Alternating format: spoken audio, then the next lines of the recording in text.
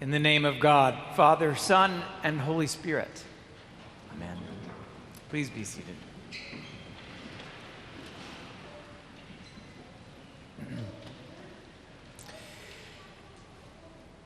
Are you bored with being so proper? Do you want to have more fun? Mr. Tiger knows exactly how you feel. So he decides to go wild.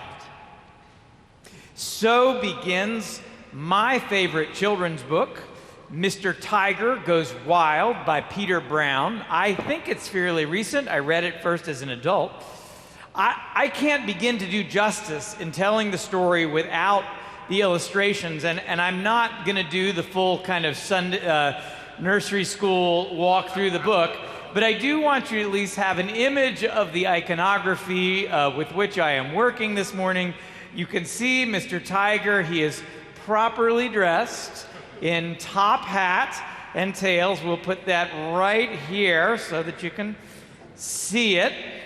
It's the story of a very proper tiger who dresses in coat and tie, just like all the other village animals, and who walks upright and sips his tea and appropriately and does everything as his society demands.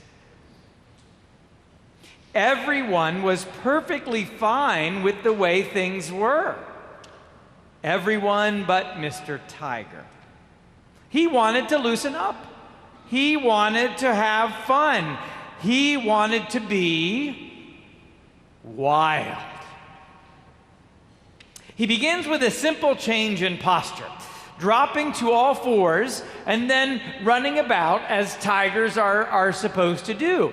Now, though he kept his top hat and his dress jacket and his bow tie perfectly arranged, Mr. Tiger became wilder and wilder every day, even letting out an occasional roar until the day when Mr. Tiger went a little too far. He jumped into a fountain in the center of the city and emerged without his clothes, not a stitch of clothing on, though he was in his resplendent black and orange tiger coat. Some pretty good baptismal imagery, but I'll save that one for another day. It felt just right to Mr. Tiger. This was freedom, but not to the other animals, who said, "Mr. Tiger, if you must act wild, kindly do so in the wilderness." To which he replied, "What a magnificent idea," and off he ran. Now, if you wanted something wild, you would have shown up at 9 o'clock today when animals, dogs, cats, all kinds of things, as well as a number of screenshots of animals, we're all blessed. It was a zoo. It was wonderful. We were celebrating St. Francis at the blessing of the animals. And St. Francis had a similar origin story to Mr. Tiger. But before we get to the place where Francis, too, stripped off his clothes and ran into the wilderness to go wild, if you will, let's look a bit at his backstory.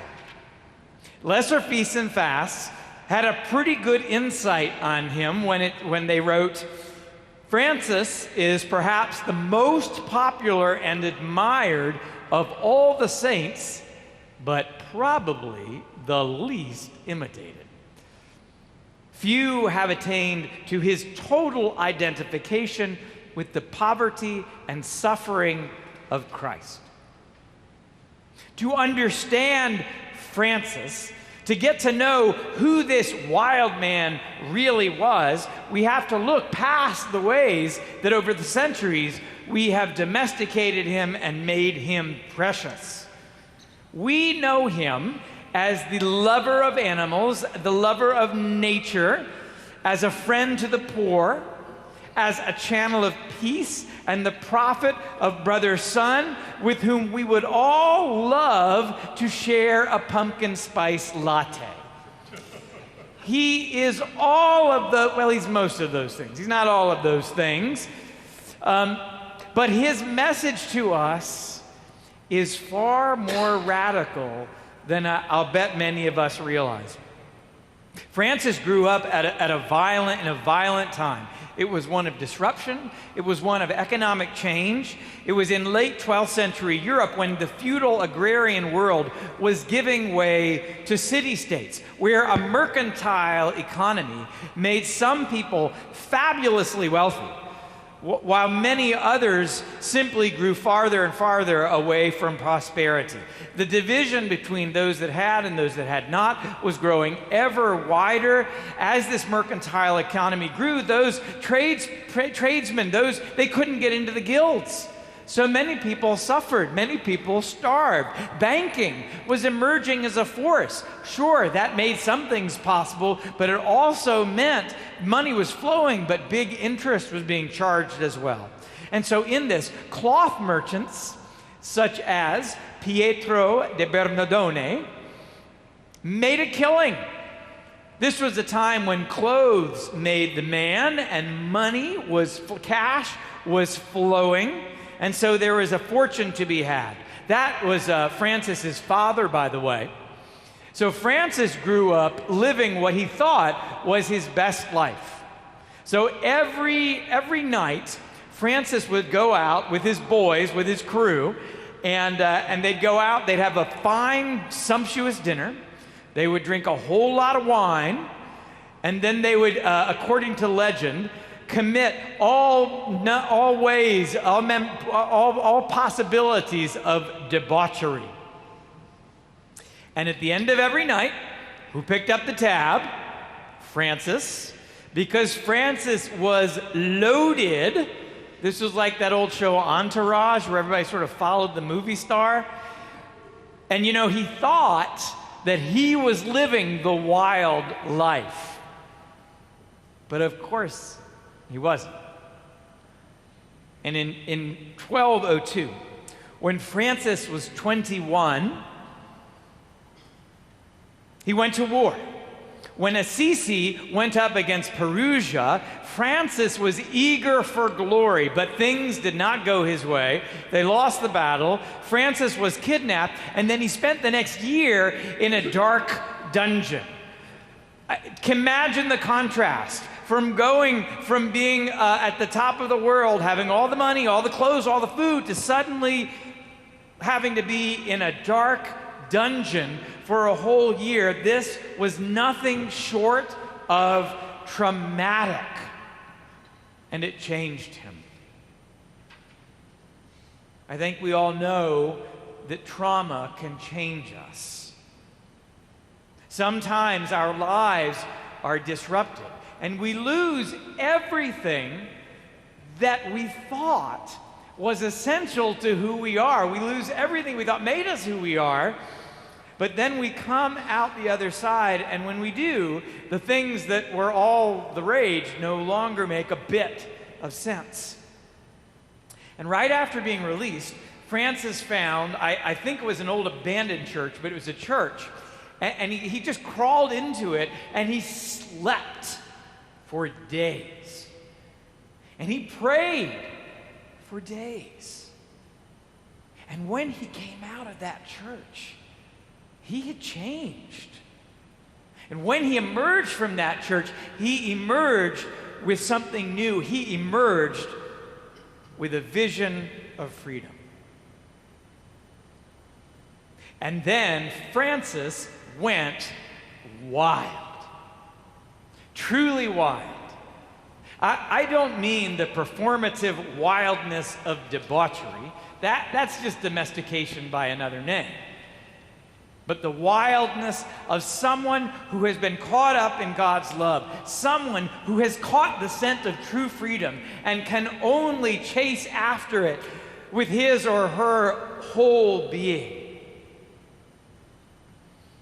Francis then renounced his wealth. He renounced his family name. He threw off his clothes, literally stripping naked, just as Mr. Tiger did in the fountain in the middle of town. And then he goes off into the wilderness. Now, not the faraway woods, but rather he found right by the town where he was a leper colony. And there he found a community of folk who had nothing, who were truly untouchable, who were cast aside. People were afraid of them. And Francis saw in them, Francis embraced it, literally embraced them. The one thing you don't do to someone with that disease is what Francis did. And he saw in them, in these folk who had nothing, he saw the people who were beloved of God and who were embraced by God's ravishing love.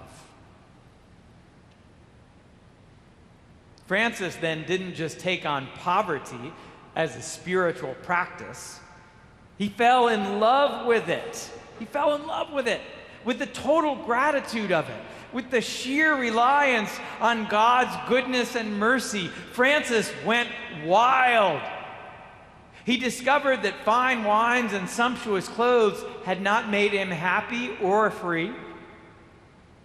Great wealth and the status of being able to pick up the tab whenever he wants, or the privilege of committing all manner of debauchery but not being called out for it, that didn't make him happy or free. Going to battle, violence had not made him happy or free, but Francis looked at all this, and he began to connect the dots and to realize that the violence of warfare and the sumptuousness of the material goods that made him the rich kid had a particular relationship with one another, and it all conspired to keep him from being truly free and from keeping all of those who it touched from discovering this freedom as well. And Francis cast all that off, because he found that his joy was not in glory or in stuff, but in those things that sparked his gratitude. Brother sun and sister moon were gifts of the Creator that filled him with gratitude. He was humbled and filled with gratitude to imagine that God would make him, little Francis, a channel of peace and an instrument of understanding. Even poverty filled him with gratitude, because it meant that every day he could thank God for what came to him in that moment. It was all giftedness. Francis had discovered that gratitude is the pathway to freedom. Gratitude is the pathway to freedom.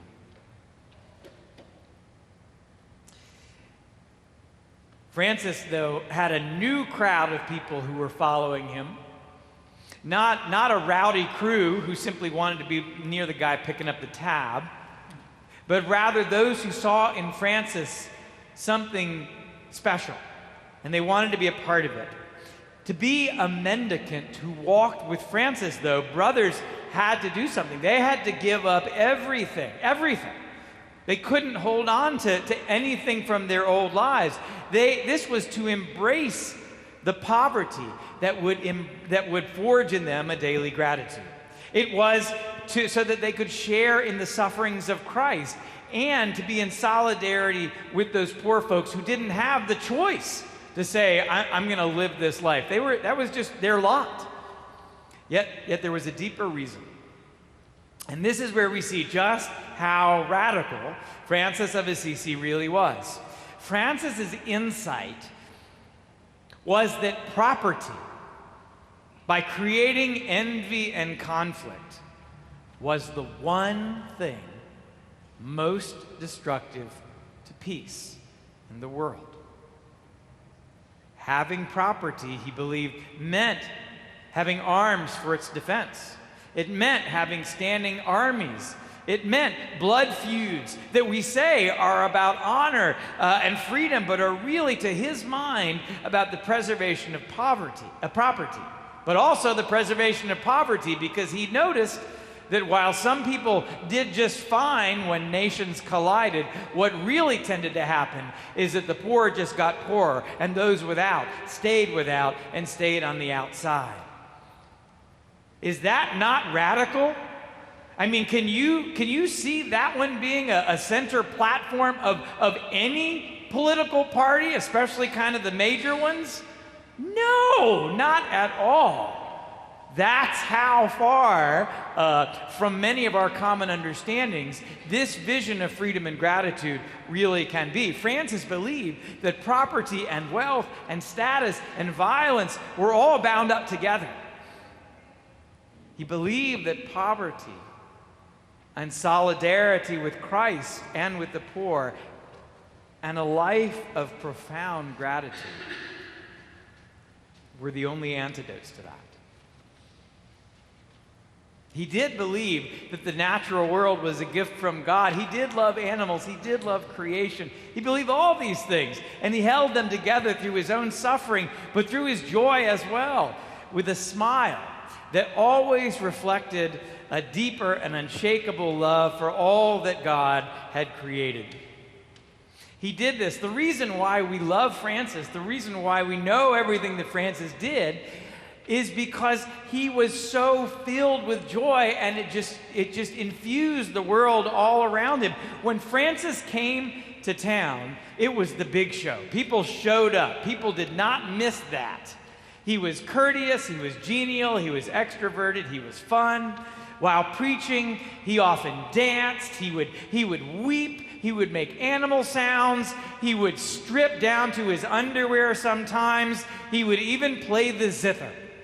I have good news for you. I do not own a zither. I make no promises about the other ones. And that is why we remember him. If Francis was just another rich kid who got religion, his insights on property and violence and even gratitude might have faded with him. But what endured was his sense of joy and his love for all of God's creation that was rooted in a gratitude that infused his whole being. Francis had gone wild.